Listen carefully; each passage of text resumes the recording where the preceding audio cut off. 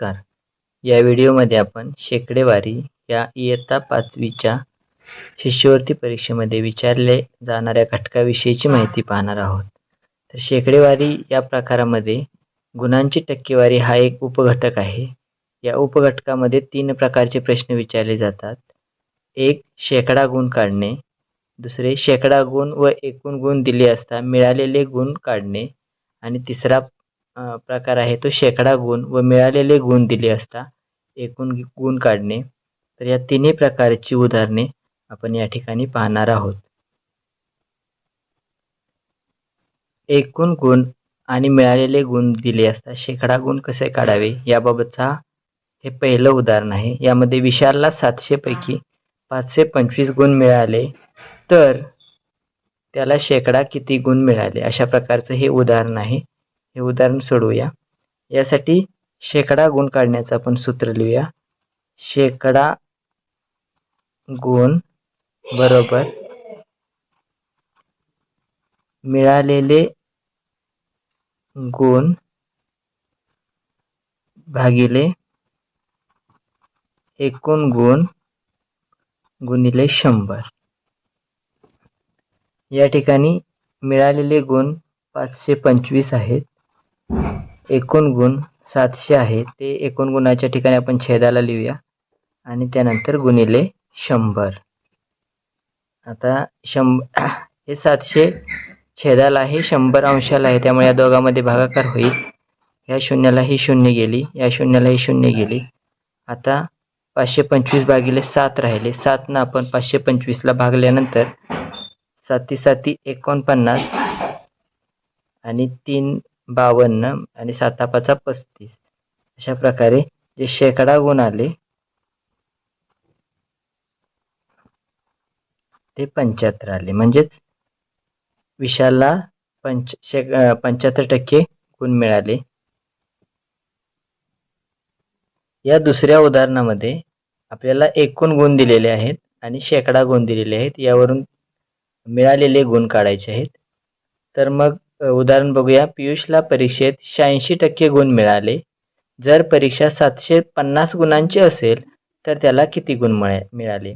या ठिकाणी सुद्धा आपल्याला तेच सूत्र लिहायचं आहे जे शेकडा गुण काढण्याचं आहे. ते शेकडा गुण बरोबर मिळालेले गुण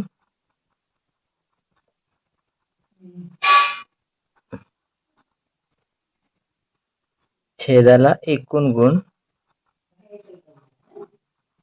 गुणिले 100.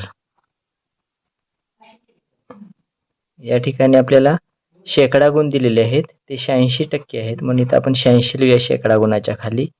मिळालेले गुण आपल्याला काढायचे आहेत म्हणून या ठिकाणी आपण x लिहूया किंवा मिळालेले गुण शब्द लिहू शकतो. त्यानंतर एकूण गुण जे आहे ते 750 गुण आहेत आणि त्याला गुणिले 100 आहे.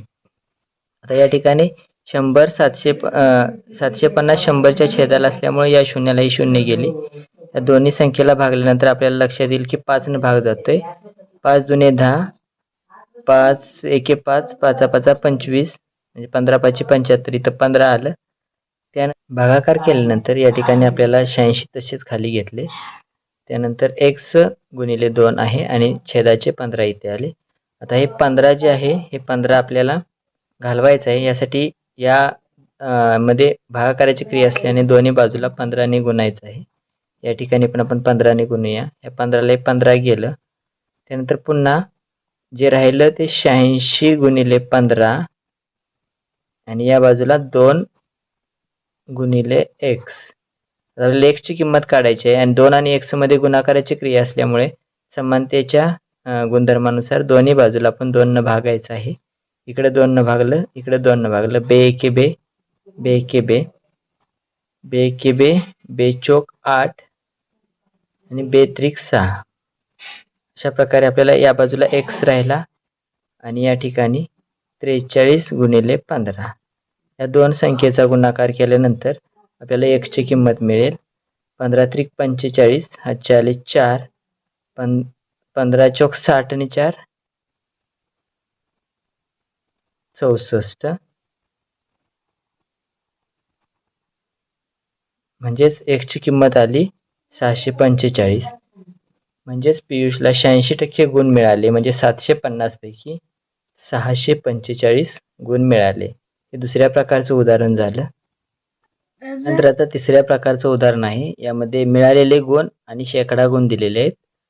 तर आपल्याला परीक्षा एकूण किती गुणांची होती ते काढायचं आहे.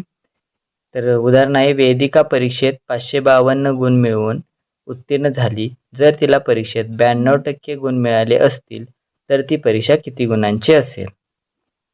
यासाठी आपण वरील प्रमाणेच शेकडा गुणाचं सूत्र लिहिणार आहे. शेकडा गुण बरोबर मिळालेले गुण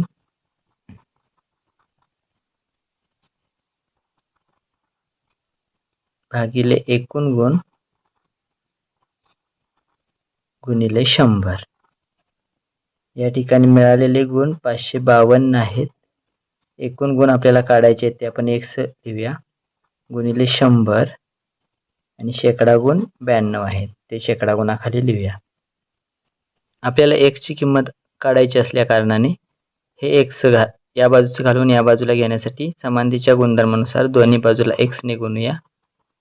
त्यानंतर ह्या x ला हे x जाईल आणि उजव्या बाजूला राहील 92 गुणिले x बरोबर 552 गुणिले 100. आपल्याला x ची किंमत काढायची आहे आणि या दोन्हीमध्ये गुणाकाराची क्रिया आहे, त्यामुळे हे 92 आपल्याला घालवण्यासाठी समानतेच्या नियमानुसार दोन्ही बाजूला 92 न भागायचं आहे. या बाजूला हे 92 न भागूया, या बाजूला हे 92 न भागूया. 92 ला 92 जाईल, म्हणजे 92 एकी 92 होईल आणि त्यानंतर या 92 न 552 ला भागूया. तर 92 न भागताना 92 एकी 92, 92 + 552 येतं आणि त्यानंतर आपल्याला इथं दिसेल x बरोबर 6 गुणिले 100, म्हणजेच x बरोबर 600. याचाच अर्थ ती परीक्षा 600 गुणांची होती. अशा प्रकारे आपण तिन्ही प्रकार पाहिलेले आहेत आणि या तिन्ही प्रकाराच्या उदाहरणांचा सराव करण्यासाठी व्हिडिओच्या डिस्क्रिप्शनमध्ये आपल्याला एक चाचणी दिलेली आहे. त्याच्या सहाय्यानं आपण या उदाहरणांचा सराव करू शकता. धन्यवाद.